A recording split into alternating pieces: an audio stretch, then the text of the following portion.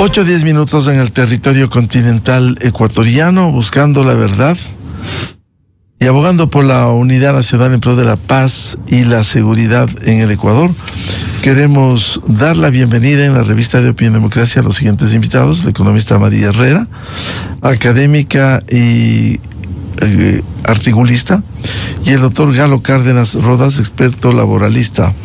Está por definirse la situación del salario básico unificado. Aquí en el Ecuador hay el Consejo de Salarios y del Trabajo, que cada año evalúa desde noviembre aproximadamente qué debe pasar con el salario básico unificado, que es un indicador para diferentes temas, como pensiones alimenticias, como multas, infracciones, etcétera, y que este momento está en $470.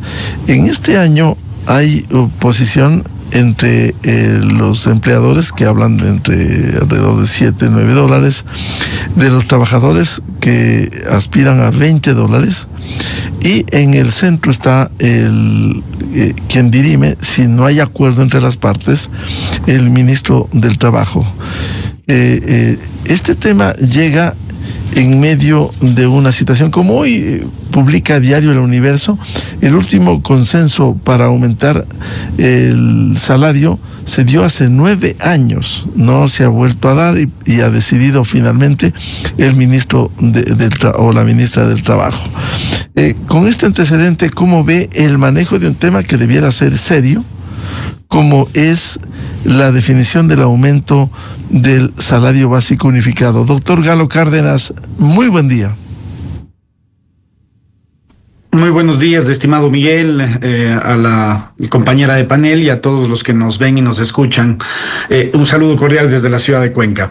Efectivamente, como usted bien decía, el CONADIS, que es justamente el Consejo Nacional de Salarios, organismo tripartito, ¿no? Con 2 miembros de los trabajadores, 2 miembros de los empleadores, y el ministro de Trabajo, quien es regularmente quien dirime estas posiciones, que regularmente son encontradas, en donde no se llegan a acuerdos. Como bien decía usted, el único acuerdo desde 1974, que es en el gobierno de Guillermo Rodríguez Lara, que se crea el Consejo Nacional de Salarios mediante Decreto Supremo 318, no se habían dado consensos, y siempre el ministro de Trabajo era quien dirimía el nuevo salario. Hay que hacer aquí tal vez un poquito de historia, y desde el año 2000, es decir, desde hace 25 años, donde se comienza a través del Banco Central ya con la dolarización a ver cuáles eran los montos de salarios básicos. Tenemos un salario de $57 en el año 2000 y va evolucionando en un promedio más o menos de un 15% de incremento anual. Y tenemos algunos años en donde ha habido un incremento superior. El año 2025, por ejemplo, en el gobierno todavía del doctor Palacios, un 18-28% de incremento. En el 2005, sí, de $93 pasamos a $110. Luego una alza bastante considerable en el año 2007, de $130 a $160, con un 23.8% de incremento, y en el año 2008 el incremento más alto que se ha dado en porcentaje, me refiero, de $160 al año 2008, con $200 de salario básico unificado. Y desde ahí ha venido bajando el porcentaje, por supuesto, porque ha ido incrementándose el salario básico unificado al año 2024, que subió el 2,22%, de 460 a 470, con el incremento del 2,17%. Y es muy importante ver que este año que tenemos un sueldo, un salario básico unificado de $470, tiene una diferencia bastante grande con la canasta básica unificada, que es de $819 promedio. Es decir, una diferencia entre la canasta básica y el salario básico de $349 aproximadamente, Miguel. La canasta básica más cara del país está precisamente en esta ciudad, en la ciudad de Cuenca, con $870. Le sigue en la ciudad de Manta y la ciudad de Quito con la canasta básica más cara, y la más barata en el país es la ciudad de Santo Domingo, con una canasta básica de $763, ¿no? Para octubre tenemos una canasta básica en $823, cuando el salario básico unificado es de 470. Es decir, una gran diferencia entre la canasta básica, es decir, estos componentes que son 72 componentes aproximadamente, en donde el INEC dice, esta es la canasta básica, es decir, con cuánto dinero puede vivir una familia de 4 personas aproximadamente, con el salario básico unificado, que está por debajo de $349 de diferencia entre la canasta básica y el salario básico unificado. Este año esperamos un incremento aproximadamente de $15, ya lo dijo el ministro de Trabajo ayer, en que la diferencia que existe entre $20 que piden los trabajadores y $8, $9 que dicen los empleadores, podrá dirimirse con él en aproximadamente $16 a $15, que es lo que el ministro decía el día de ayer. Así que más o menos vamos a tener ese incremento y tendrá que definirse hasta el 20 de diciembre. Si no se llega a este acuerdo, el ministro pondrá el valor del incremento del salario básico unificado. Bienvenida la economista María Herrera, académica y analista. ¿Cómo ve usted el manejo de un tema que debiera ser serio, como es el salario básico unificado, que es un referente aquí en la economía ecuatoriana, y el aumento que se ha planteado tanto desde empleadores cuanto de trabajadores, y la definición que haría finalmente el ministro del Trabajo? Buen día, economista Herrera. Buenos días, Miguel. Buenos días, Galo, audiencia que nos escucha. Muchísimas gracias por la invitación para tratar un tema tan importante como es este del salario básico unificado. Miguel, si me permite, yo quisiera que me regale un minuto del tiempo del programa para hacer referencia a que en este momento en Oslo, Noruega, se está entregando el Premio Nobel de la Paz a María Corina Machado. Y yo creo que más allá de lo que nosotros estamos analizando este momento, que es supremamente importante, creo que ella es un referente para el mantenimiento de la democracia a nivel regional y, por qué no decirlo, también casi a nivel mundial.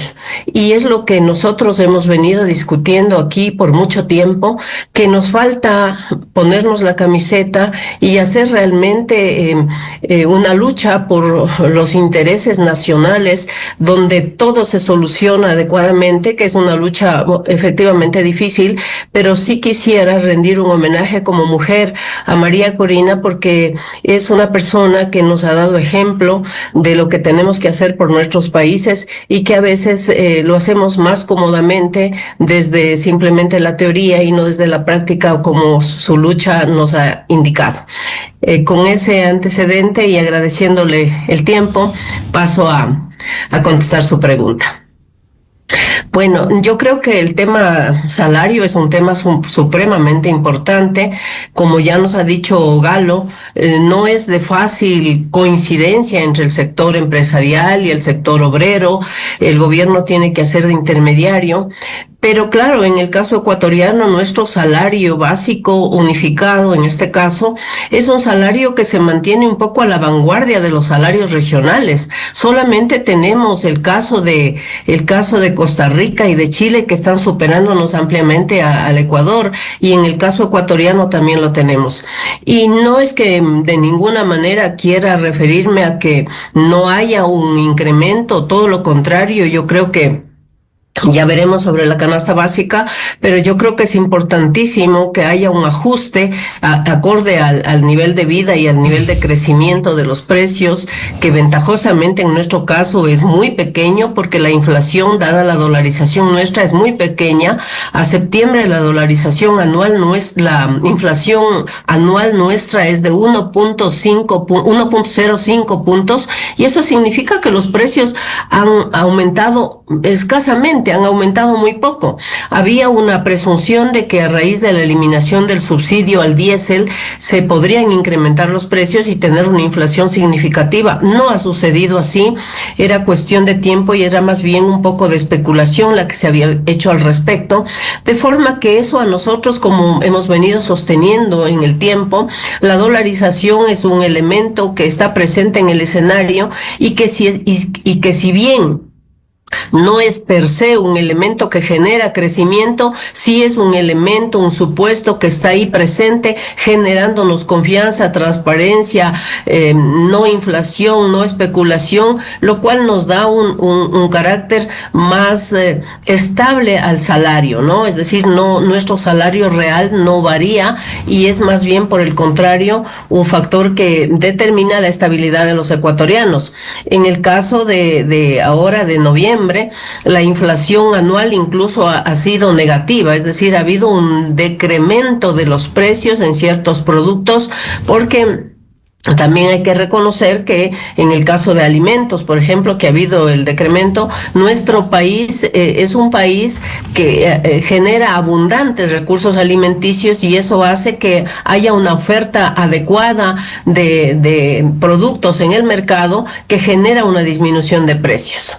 Entonces, yo creo que si bien hay que abogar hacia un aumento de los precios para que la población, la ciudadanía ecuatoriana vea satisfechas sus necesidades de abastecimiento, también hay que irnos con un poco de realismo en el sentido de que nuestro país es un país que tiene uno de los salarios más altos en América Latina y que no por incrementar el precio de los salarios tengamos efectos contrarios, como ya ha sucedido aquí, por ejemplo, que hay mucha gente que evita pagar el salario básico unificado y la gente más bien sale perdiendo, ¿no? Ya nos pasó eso en los años anteriores, cuando ya, por ejemplo, para contratación de personas auxiliares en el hogar, por ejemplo, se recurre al empleo por horas, al empleo parcial, se va al subempleo. ¿Y eso qué determina? Determina que las condiciones generales de la población ecuatoriana, en vez de lograr un empleo adecuado, como se llama aquí, más bien entramos o entra en el subempleo, dotándonos de todo lo contrario de lo que nosotros quisiéramos llegar, un mejor nivel de vida y retrocediendo hacia un nivel parcial de vida, porque la gente, por el salario básico alto, no entra a una contratación de pleno empleo. Doctor Galo Cárdenas, a ver, esto que señalaba la economista María Herrera, hay este momento hay una inflación controlada, precios controlados, una inflación de alrededor de 1,05 hasta 1,24 que estuvo el mes anterior, demuestra que el peso específico, al menos de los productos básicos, no ha sido de un sustancial aumento. Con estas condiciones, ¿cómo debiera tratarse, sin perjuicio de lo que señalaba, de la diferencia entre el salario básico unificado y la situación de la canasta básica, doctor Cárdenas?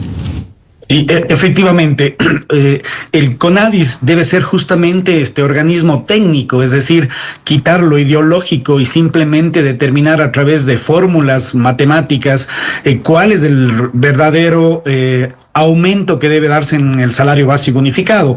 Y los componentes que deben ser considerados, como bien decía el economista, no solamente es el nivel de inflación, el porcentaje de inflación anual, sino también el incremento en la producción, los índices del consumidor y justamente el costo de la canasta básica. Estos 4 índices deben ser tomados en cuenta para un incremento salarial. Pero es muy importante aquí también señalar, como bien decía mi compañera de panel, de que ese valor de salario básico no es el valor que efectivamente gasta el empleador en un trabajador, porque a este valor que sube cada año se debe añadir que el empleador paga un 8.33% adicional por el 13º sueldo, un 8.33% adicional por el 14º sueldo y un porcentaje también alto, que es el valor más o menos de $57 en el sueldo básico unificado, por el seguro social, que es el aporte al empleador. Y si le sumamos el 15% de utilidades, vemos que aproximadamente el empleador gasta por cada salario básico unificado, es decir, por cada trabajador que gana el salario básico unificado, alrededor de $702 mensuales. Es decir, pese a que el trabajador recibe 470, lo que gasta un empleador es casi $700. Por eso es importante que no se incremente de manera irresponsable el salario básico unificado, porque se incrementan 13º, 14º, aportación al seguro social y demás componentes de la remuneración. Y eso hace, por supuesto, que sea mucho más caro contratar, más difícil contratar y puede en algún momento reducirse la contratación y el empleo. Entonces, eso es importante considerar, que no solamente el incremento es al salario básico unificado, a lo que recibe el empleador, el trabajador, perdón, sino a todo lo demás que el empleador debe pagar como 13º, 14º, afiliación al seguro social, etcétera. Entonces es un monto bastante fuerte. Por eso es importante que este organismo trabaje en forma técnica, es decir, haga un incremento de acuerdo a la realidad de inflación, del costo de la canasta básica y del nivel de productividad. Eso es muy importante determinarlo de esa forma, Miguel. De cualquier manera, doctor Cárdenas, esta incidencia entre las posiciones de empleadores y trabajadores que va entre $8, $9 y $20, ¿se podrá llegar a un acuerdo o finalmente va a tener que dirimir el ministro del Trabajo? Estadísticamente va a tener que dirimir el ministro de Trabajo. Solo hace 9 años, como bien decía usted, se llegó a un consenso. Los demás han sido imposiciones del ministro. En algunos casos, usted recordará, en el gobierno de Guillermo Lasso, por ejemplo, hubo una propuesta de campaña de que se va a incrementar anualmente $25. Y los 2 años que duró ese gobierno se incrementaron cada año $25. Es decir, fue por una propuesta de campaña, más no por el índice de inflación, por el costo de la vida. Es decir, no se tomó una decisión técnica, sino una decisión electoral. Entonces, es muy importante que sí a este organismo, al CONADIS, vayan tanto representantes de los trabajadores como de empleadores, pero realmente a trabajar en fórmulas correctas y de acuerdo a la realidad del país, y no simplemente a querer subir lo más que se pueda o a querer bajar lo más que se pueda dependiendo de la posición. Economista María Herrera, en este dilema entre los $20 que plantean los trabajadores y $8, $9 de los empleadores, ¿cómo llegar a un acuerdo o va a tener que decidir finalmente el ministro del Trabajo? Mire, Miguel, el tema del Ecuador siempre llegamos a lo mismo, es el tema político. Y entonces yo creo que proponer un salario básico como el que proponen los trabajadores de 675 o también las organizaciones indígenas es irreal. Es irreal, porque si hacemos una relación con la canasta básica, que bien decía Galo, que está en $819 a septiembre de 2025, también hay que pensar que no es que el salario básico financia toda la canasta.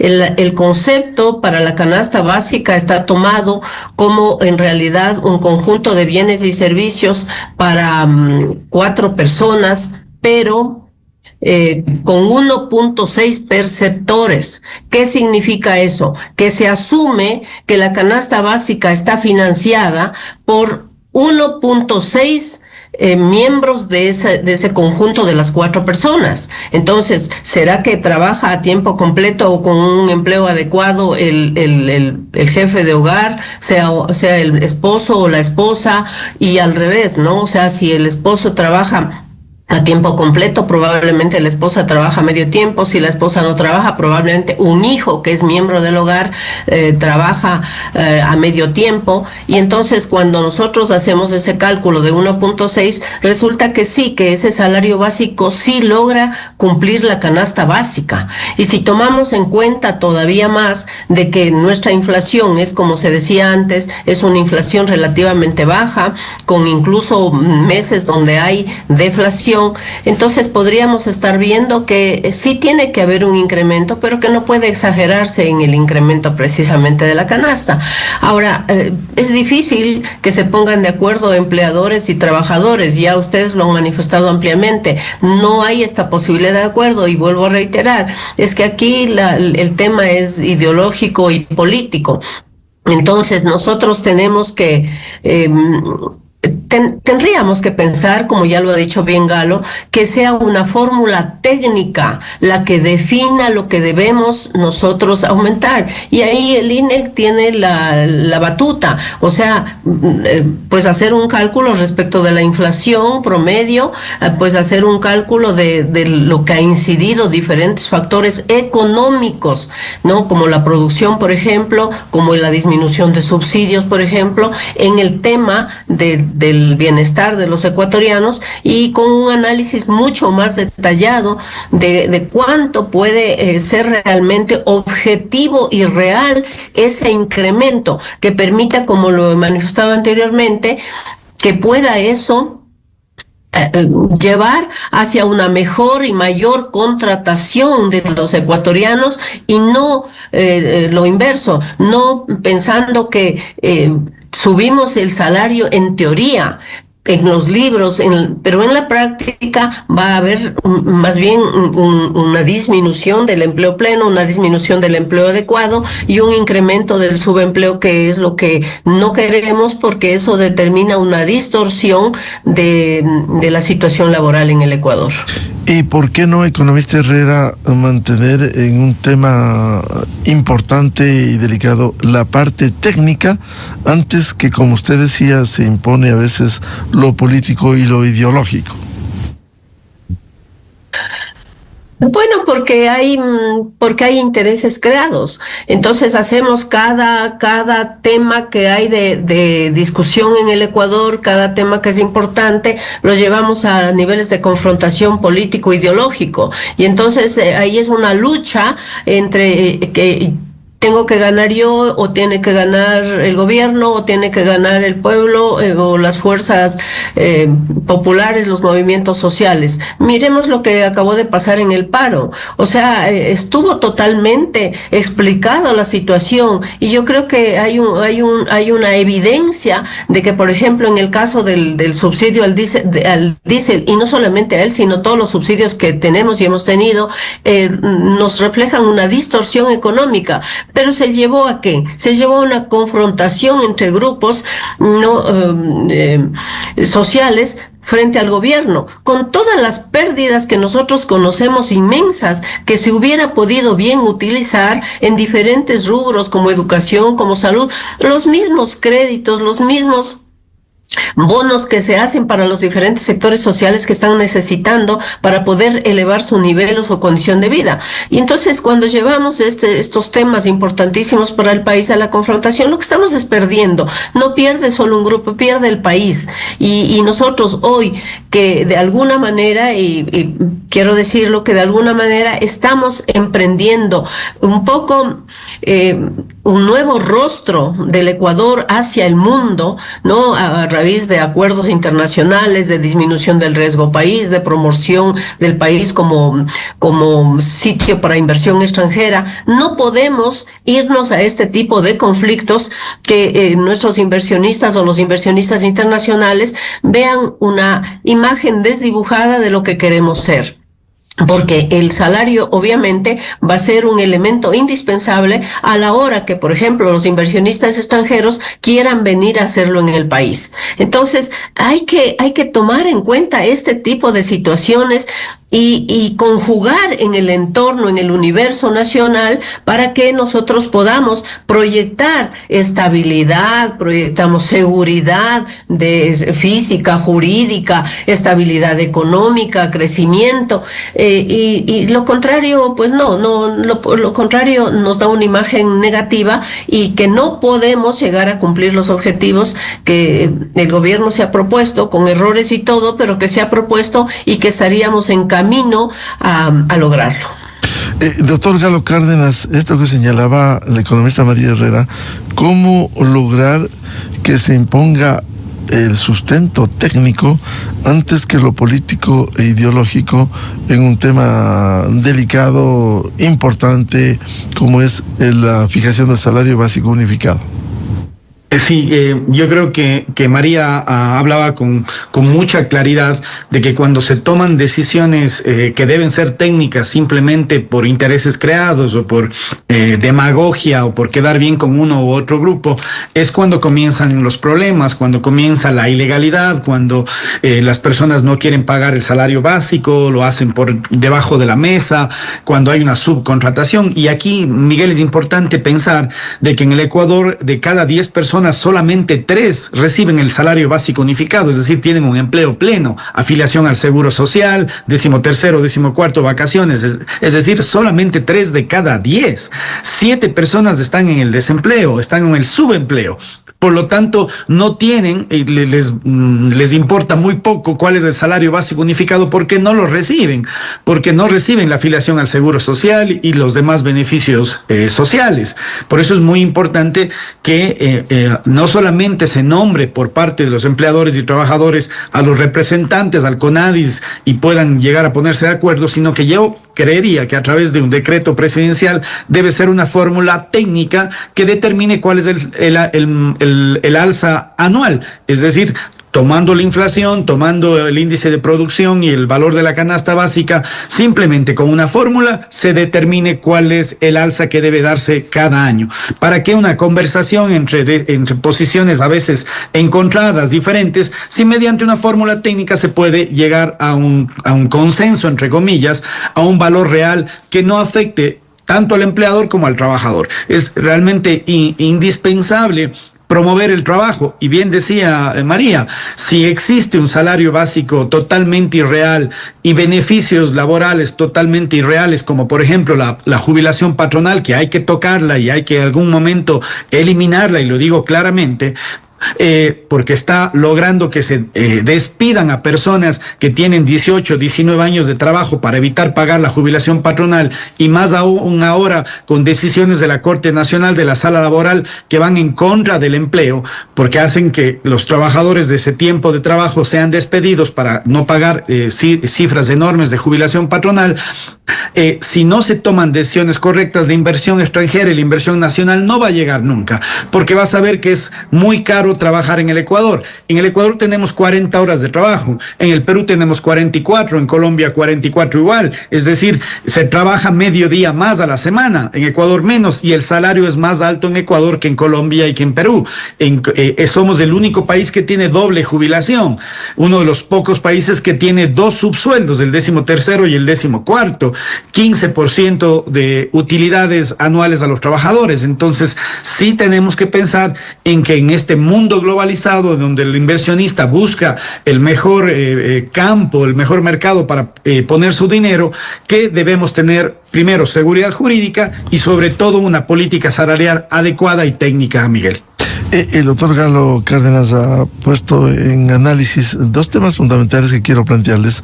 El uno, situación laboral, reforma necesaria, y también la eliminación de la jubilación patronal. Economista María Herrera, este tema de la reforma laboral, ¿cómo emprender? Tanto se ha hablado y poco se ha concretado de lograr una reforma laboral que viabilice, que permite el empleo formal. No es posible que más del 50% de la población económicamente activa esté en condiciones de informalidad y solo el 30% reciba todos los beneficios de un empleo formal pleno. ¿Cómo enfrentar esto? Bueno, justamente es lo que estamos diciendo, ¿no? Es decir, el salario es un elemento clave en este contexto.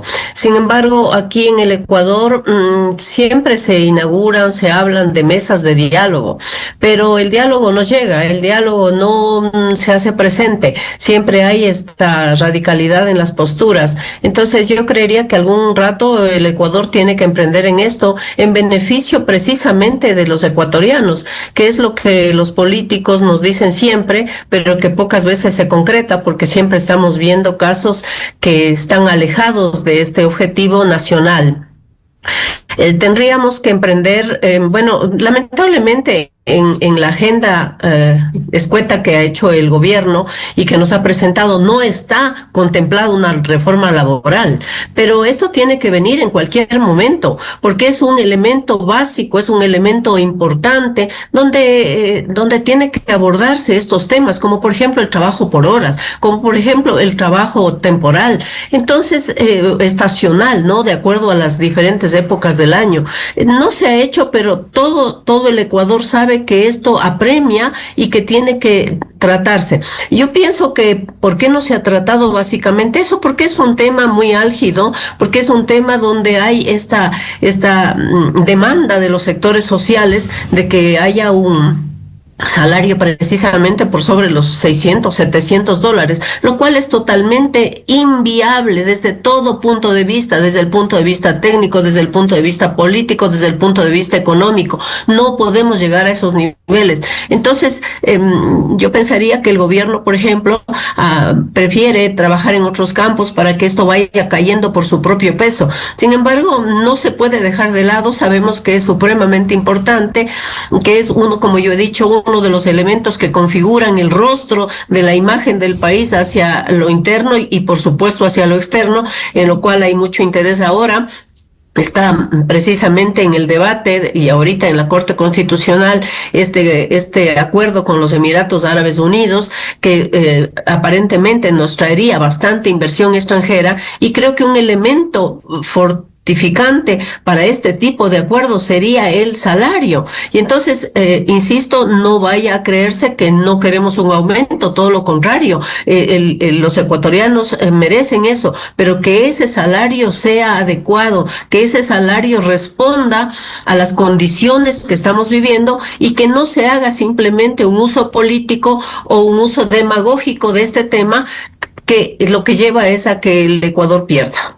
¿Y qué cree que debe pasar, economista Herrera, con la jubilación patronal? Tanto se ha hablado de buscar un mecanismo, se ha expuesto la necesidad de consensos para no dejar lo que decía el doctor Cárdenas, no dejar de contar a veces con personal con experiencia que llega a los 19 años y hay que despedirlo simplemente para no asumir una carga que queda hasta para los herederos en el sector privado, y una carga para el resto de la vida en las empresas.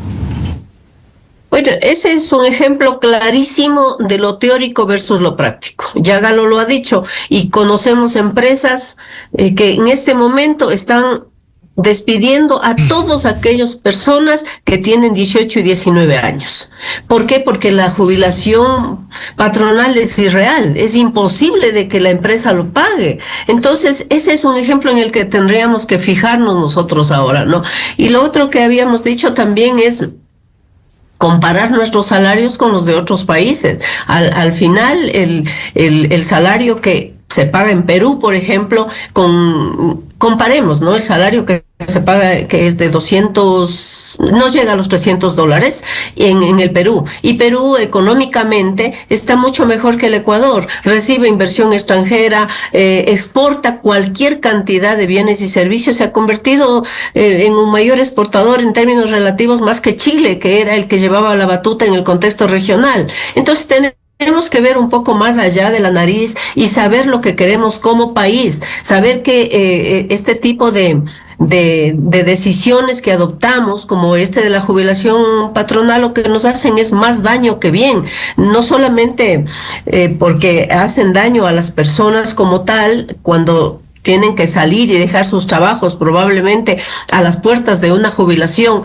sino también porque, como ya decía Miguel, la institución pierde. Probablemente es gente con mucha experiencia laboral, con mucha experiencia en el campo de producción de las diferentes empresas, y esto hace daño. ¿Por qué? Porque estamos desperdiciando una mano de obra, un intelecto de las diferentes personas que tienen que por estos eventos abandonar las empresas. Entonces, este sería un buen referente, un buen ejemplo para darnos cuenta cómo hay que tratar las situaciones a nivel de país. Posponer los intereses ideológico-políticos y poner en primer plano los objetivos nacionales, que son los que van a llevarnos a un nivel de crecimiento. Hoy que el Ecuador necesita sobre todo crecimiento, producción, empleo, que son los pilares fundamentales para que la población vuelva a tener un mejor nivel de vida, para que ese porcentaje de empleo adecuado que hoy está en el 36, 37% pueda subir y podamos decir en algún momento, ok, tenemos un salario que no ha subido de forma pomposa, pero que sí ha subido en cuanto a números reales en nivel de población, y que podamos decir el nivel de empleo pleno, como aquí se lo llama, ¿no? O el nivel de empleo adecuado está en 50, en 60% de la población, que sería lo ideal, que esa población pueda disfrutar de una seguridad social, de un nivel de vacaciones, de de costos adecuados. Yo creo que también en el tema que se hablaba de por qué el Ecuador tiene 13º, 14º, por qué tenemos 2 jubilaciones. Miren, es otra distorsión que se ha venido arrastrando desde hace mucho tiempo, igual que los subsidios. ¿Y a qué se debe esto? A que en épocas de bonanza los gobiernos pues hicieron una mala distribución de los ingresos. El petróleo, tenemos que decirlo frontalmente, como escribía algún escritor importante, creo que fue Galo Galarza, se hizo del petróleo un festín, y entonces ahí se logró esos recursos direccionar a diferentes sectores, y no se hizo una distribución equitativa de como debió hacerse, generándose esas distorsiones de inequidad en los ingresos y en la población. Entonces es hora de que hayan también en el ámbito laboral estas reformas estructurales que venimos pidiendo también para el campo económico. Es decir, no unas reformas parches, sino unas reformas estructurales. De ahí que, por ejemplo, la eliminación de los subsidios nos ha llevado a esto, a un aclaramiento, a una transparencia en el manejo de las cuentas fiscales. Igual tiene que ser en el campo laboral. O sea, nuestro país estructuralmente ha estado mal manejado. Y ahora hay la oportunidad de que con una reforma laboral se corrijan estas distorsiones en el campo laboral también. Efectivamente, Jaime Galarza Zavala, el escritor, hace décadas escribió El festín del petróleo, precisamente.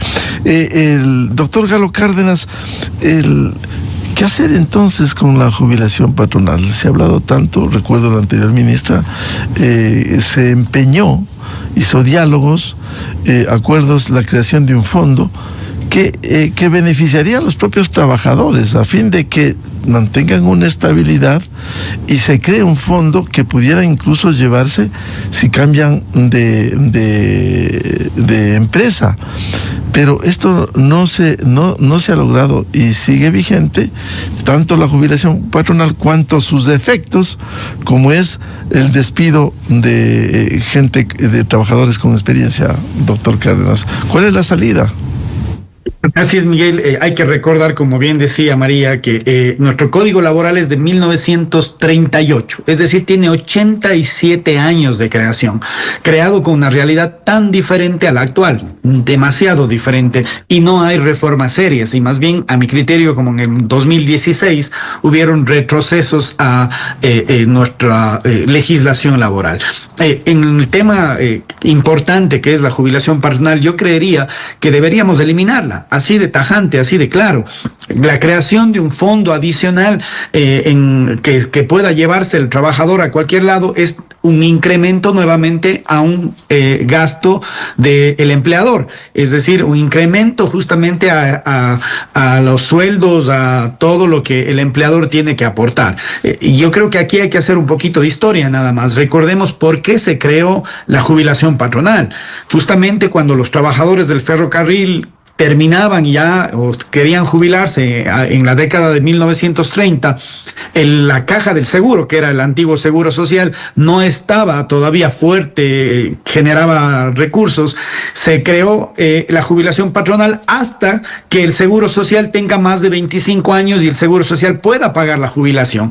Es decir, más o menos en 1955 debía eliminarse ya la jubilación patronal, pero lamentablemente por demagogia, por lo que decía María, los los gobiernos temerosos de que los sindicatos o los trabajadores estén en contra de sus intereses, decidieron que la jubilación patronal continúe. Entonces, aquí hay que ser claros, la jubilación patronal no es un triunfo laboral, simplemente era un pago que debían hacer los patronos hasta que el seguro social esté fuerte y robusto para que pueda el seguro social pagar la jubilación, porque el empleador, con su aporte del 11.15% mensual al Seguro Social, más el 8.33% del Fondo de Reserva, también después del 12º mes de trabajo, está aportando justamente para la jubilación.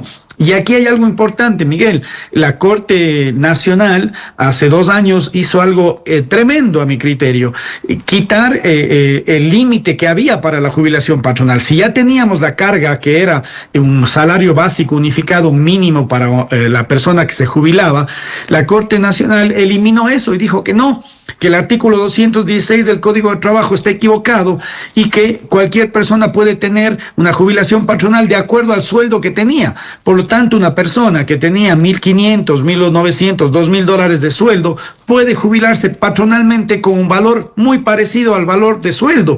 Por lo tanto, es imposible que una empresa continúe pagando casi un sueldo a personas que no producen, que dejaron de trabajar para la empresa. En Cuenca tenemos un ejemplo claro: una empresa que tiene 2 nóminas, una de alrededor de 300 trabajadores que están produciendo y una de más o menos 179 trabajadores jubilados que están pagando su jubilación pero que ya no producen. Y claro, la jubilación patronal se paga hasta un año después de la muerte, y cada año, por supuesto, por la tecnología, por los avances en la medicina, se incrementa la expectativa de vida. Por lo tanto, se va a incrementar el pago que se tiene que realizar a la jubilación patronal. Por eso, para mí, en el caso en vida, doctor Cárdenas, se traslada de los dueños de una empresa a los herederos. ¿Es así? Es así, es verdad. Si una persona está pagando o tiene ya derecho a la jubilación patronal y la persona que paga fallece, eso va a sus herederos, hasta que la persona que recibe la jubilación jubilación patronal, fallezca, y un año adicional para los herederos. Es decir, es realmente una carga que las empresas jóvenes no la notan, pero las empresas que comienzan a tener más de 20, 25, 30 años de vida van a notarla, y tienen un enorme déficit justamente económico y un incremento, por supuesto, al costo. Por lo tanto, hay derechos, entre comillas, derechos laborales, que lo que hacen es más bien quitarle estabilidad laboral y no beneficiar al trabajador, y eso deben considerar las autoridades de turno. Ustedes han hablado de la necesidad de una reforma laboral. Hay un código que va a cumplir ya 100 años, 1938, y que ha tenido solo parches. Doctor Galo Cárdenas, ¿cuáles debieran ser las reformas prioritarias, reforma laboral, para adecuar y permitir mayor empleo en el Ecuador, empleo pleno? Sí, yo creería que algunas. En primer lugar, la creación de más formas de contratación. Justamente María hablaba de la contratación por horas, que vuelve contrato a plazo fijo. Mire lo que pasó con el contrato emergente, creado justamente en la pandemia en el año 2020. Un altísimo porcentaje de los empleadores comenzaron a contratar a través del contrato emergente, porque este contrato emergente tenía 2 características y beneficios importantes. El uno, permitía que la relación laboral termine en cualquier momento del año de contratación, y el otro, se podía redistribuir las 40 horas semanales de lunes a sábado. Entonces fue muy importante este tipo de contratación, pero ya la Corte Nacional también delimitó la contratación emergente. Es decir, se nota en la práctica que se necesitan nuevas formas de contratación, nuevos tipos de contratos que flexibilicen, aunque no les guste a muchos de esta palabra, la contratación. Porque María ponía algo muy importante en la mesa de discusión. ¿Qué queremos? ¿Un sueldo básico alto o más plazas de trabajo? Mientras más plazas de trabajo existen, pues existe el mayor porcentaje de la población que se beneficia. Sigo insistiendo que el 70% de nuestra población no tiene empleo pleno, no tiene afiliación al Seguro Social. Vea la estadística que realmente llama la atención. En el Ecuador habemos 18 millones de ecuatorianos, Miguel, de los cuales 13 millones y medio tenemos la edad para trabajar, es decir, la edad productiva. y de los cuales, de esos 13 millones y medio, solamente 3.500.000 están afiliados a la Seguridad Social, y eso que es obligatorio. Y de esos 3.500.000, 500.000 son jubilados. Es decir, solamente 3 millones de ecuatorianos están afiliados a la Seguridad Social. Y eso hace justamente que en poco tiempo nuestro Seguro Social vaya a quebrar y no tengamos ya las personas que queremos en algún momento jubilarnos la posibilidad de ver nuestra jubilación pagada por el Seguro Social. Por lo tanto, si no se dan reformas profundas a nuestra legislación laboral y un gobierno de manera valiente, decidida, toma el toro por los cuernos, creería que cada año vamos a tener menos contrataciones o menos trabajadores con empleo pleno y el Seguro Social estaría condenado a fracasar. Economista María Herrera, este tema es importante que ha señalado el doctor Galo Cárdenas.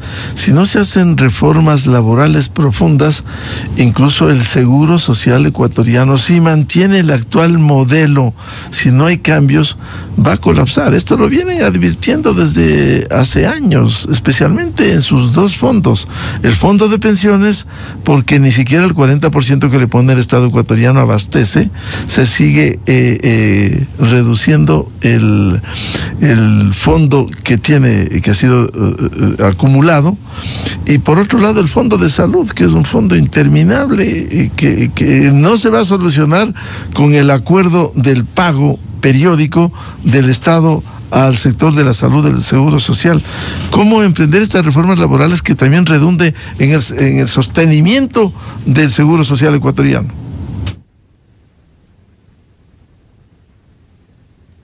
Miguel, yo ya manifesté, yo creo que estas reformas tienen que empezar con una discusión técnica y objetiva de la realidad nacional. Los subsidios nos han hecho mucho mal a los ecuatorianos, y también el Estado subsidia a la seguridad social, y claro, hay un despropósito en eso, porque a la vez que subsidia y que se exigen los subsidios para el fondo de pensiones y también para el fondo de la salud, también el Estado, por el otro lado, hace préstamos y le debe una cantidad importantísima a la seguridad social. Entonces hay una confusión de cuentas donde, como he dicho varias ocasiones, no existe una transparencia para poder saber cómo se encuentran las cuentas oficiales y cuánto dinero y recursos dispone cada institución, cuánto es lo que realmente el Estado le debe a la seguridad social por concepto de deuda interna, que en la época del presidente Correa incluso esa deuda desapareció por un tema contable. Se dijo que la deuda que tenía el Estado con instituciones del sector público no se debían contabilizar porque eran deudas de casa adentro, lo cual no es correcto contablemente ni económicamente. Entonces tenemos que transparentar las cifras, tenemos que saber realmente los recursos de que dispone la Seguridad Social por cuenta de sus afiliados, y las cosas que puede asumir y que no puede asumir por lo mismo. Tenemos ahí un gran problema, que es también este alcance que se hizo para que la seguridad social en el tema de salud cubra a los hijos menores de 18 años de todos los afiliados. Eso ha llevado a un desfinanciamiento. María, si me permite, no sin financiamiento. Esa fue irresponsabilidad del gobierno de la Revolución Ciudadana. Sin financiamiento. Entonces, ¿qué es lo que hace eso? Distorsiona. Entonces, ¿por qué nos estamos quejando que en la seguridad social no existen medicamentos, no existen cirugías, no se puede tomar turnos adecuadamente? Porque claro, la capacidad que tiene nuestra seguridad social, nuestro IES en cuanto a la salud, excede para cubrir, o la demanda que tiene la seguridad social no puede ser cubierta por el IES. ¿Por qué? Porque hay una confusión respecto de la cobertura que debe tener.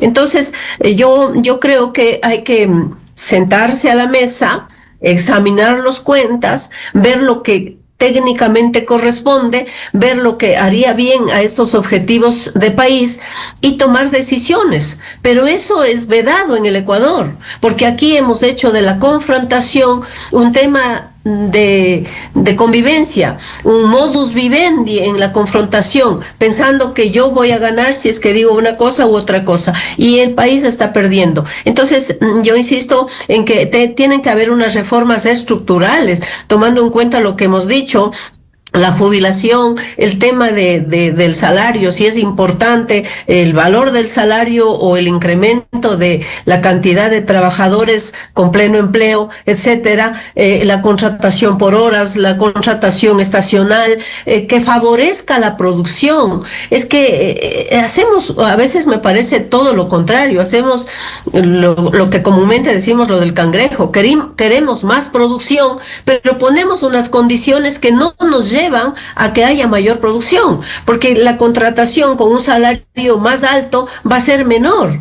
Pero si queremos que haya más producción y más empleo, lo que tenemos que hacer es lo inverso. Entonces, no estoy en contra, e insisto, voy a pensarse que estoy en contra de un aumento salarial, para nada, pero tiene que ser asumido responsablemente, en condiciones que se pueda, que el sector que tiene que pagar ese salario pueda asumirlo y nos lleve a que más bien el nivel de los ecuatorianos acceda a ese nivel de empleo pleno, que es el que todos quisiéramos, que haya un incremento y que no tengamos estas cifras tan difíciles de manejar, como por ejemplo un desempleo del 60% y todo, que nos hace daño a todos.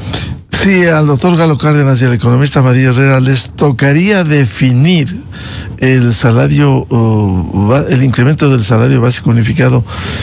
¿Cuánto pondría sobre la base de un análisis técnico, doctor Galo Cárdenas? Bueno, sobre todo, Miguel, yo tomaría en cuenta la inflación, el costo de la canasta básica y el nivel de producción. Esos tres elementos para mí tienen que ser indispensables para tomar una decisión netamente técnica. Hay un dato, una cifra que se me quedó, que es importante decirla. María nos hablaba de la inversión extranjera que el Ecuador no recibe y que Perú lo recibe. Vea la diferencia entre el monto de inversión extranjera en Ecuador y el Perú. Perú ha recibido en el año 2025 $8.200 millones de inversión extranjera. El Ecuador ha recibido 276 millones de dólares. Es decir, una diferencia abismal. Y justamente porque uno de los ingredientes, además de la inestabilidad política, por supuesto, de la inseguridad, pero uno de los elementos es justamente la política salarial y la política laboral del país. La por inversión cierto, si me permite, no llega. La inestabilidad política, vea lo que pasa en el Perú. Ustedes han dado el caso inflación baja, riesgo país bajo. 8 presidentes que han ido a la justicia. 4 están en la cárcel.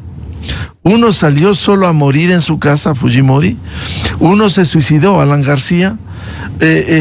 Otro está investigado, Pedro Pablo Kuczynski. Y ahora también investigada la que fue destituida hace poco, Dina Boluarte. Es decir, 8 presidentes en estas condiciones y sigue. Hay estabilidad, hay inversión extranjera. Aquí lo que tenemos, quizás, doctor Cárdenas, una débil institucionalidad. Exactamente. En Perú no se tocan las instituciones, ¿sí? La política funciona aparte de las instituciones y de la economía. Por eso sigue boyante la economía peruana. Y por eso existe inversión de 8.200 millones de dólares solamente el año 2025, cuando el Ecuador tiene 276 millones. O sea, realmente llama la atención. Por eso es indispensable un cambio, sobre todo en la política laboral, y que, por supuesto, la justicia, la Corte Nacional, la Corte Constitucional, también trabaje en ello, y los jueces sean un poco más responsables también, porque no puede simplemente por una decisión de la Corte incrementarse el pago de una jubilación patronal y no hacer caso a lo que dice claramente el límite de la jubilación patronal, como es el 216 del Código de Trabajo. Entonces sí es indispensable, yo creo, para terminar, Miguel, que la política salarial sea una política técnica, que realmente el gobierno pueda asumir, no solamente el gobierno, sino los legisladores y las 3 funciones normales del Estado, que son el Ejecutivo, el Legislativo y el Judicial, puedan de alguna forma mejorar las condiciones laborales y ponerse a trabajar en equipo para que el Ecuador tenga una política salarial y sobre todo una política laboral de acuerdo a nuestra realidad. Caso contrario, nos seguiremos quedando atrás en el ámbito mundial. ¿Y cuánto pondría? A ver, sobre ese análisis técnico, los 3 indicadores, ¿cuánto correspondería de aumento, doctor Cárdenas? Yo había hecho un cálculo y había pensado según la fórmula, en $4.20. Ese sería el incremento técnico que debería tener el salario básico unificado. Economista María Herrera, si le tocaría decidir cuánto sobre la base de un análisis técnico, como lo ha dicho. La verdad no he hecho el cálculo como ha hecho Galo, pero yo me sumo a lo que él ha dicho, ¿no? Los rubros que hay que contemplar, la inflación, todo lo que técnicamente corresponde. Y yo lo que quisiera añadir más bien es en el tema de que sí, se hace imperativo en el país una redistribución de los recursos que tenemos. Y en ese esquema no es un paternalismo, pero sí, por ejemplo, puede avanzarse a través del crédito agrícola, a través del impulso al microcrédito, a los emprendimientos, todo lo que sume, todo lo que signifique producción. Tenemos que estar conscientes que solo el incremento de la producción es lo que nos va a generar riqueza. Todo lo demás no aporta, no suma en nada. Entonces, si tenemos claro ese objetivo, yo creo que todo lo demás viene por añadidura. Con eso me quedaría.